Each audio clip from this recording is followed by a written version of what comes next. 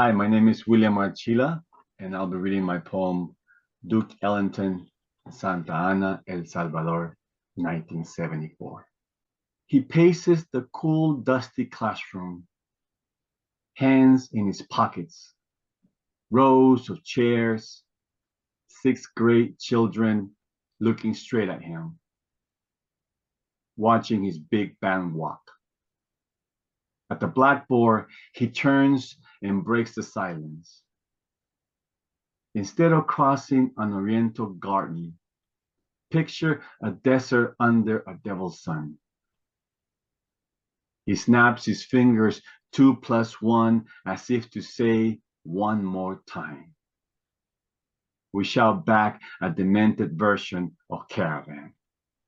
Crashing cymbals, drums, bent horns, muffled rhythms from a line of saxophones. Edwin Martinez gets on his feet, leans over the music stand and tortures the trumpet, pouring all his memories of Egypt from history class. Douglas Diaz slaps the bongos exactly the same way he beats on cans of coffee and milk at home. Senor Ellington claps his hands along, dancing a two-step blues, stomping in the center of everyone like a traffic cop, conducting a busy city street.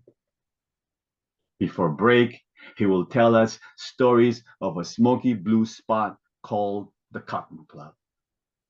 We will learn all the Harlem rhapsodies from the Latin Quarter up to 125th Street.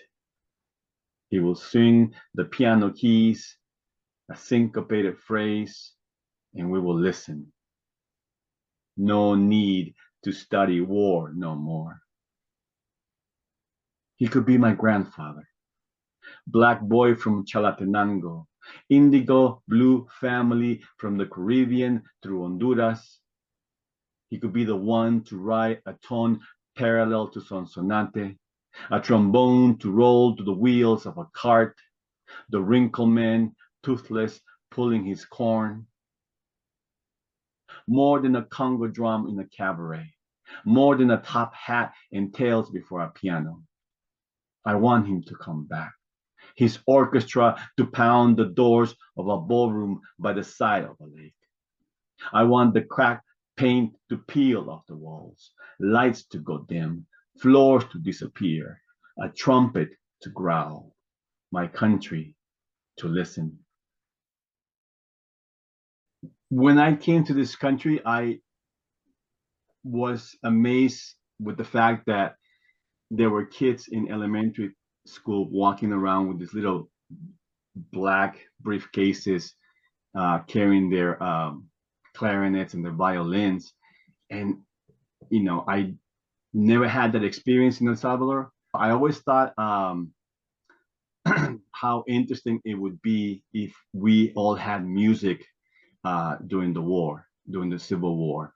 And I was always fascinated with the music of Duke Ellington when I came to this country, and he was, so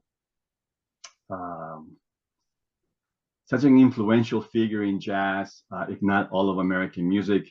And he had such depth and range in his music that he just seemed to be so debonair that he seemed to be the grandfather I never had. What if in 1974, before Duke Ellington died, he did go back to El Salvador, and he traveled back to El Salvador and taught music at the local schools. And what if I was one of those kids? And what if he taught us, all the Harlem rhapsodies, and how we could actually pick up musical instruments instead of guns in those terrible years of the war, which in a way has not ended. Well, I was really trying to build a language for those of us who left the country.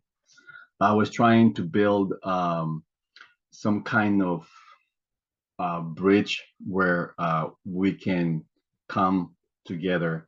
Coming from El Salvador, where cumbia music at that time in the 70s was the most prominent form of music, um, aside from the Spanish love songs. Um, Brass was always an instrument or a sound that was very familiar to my ear.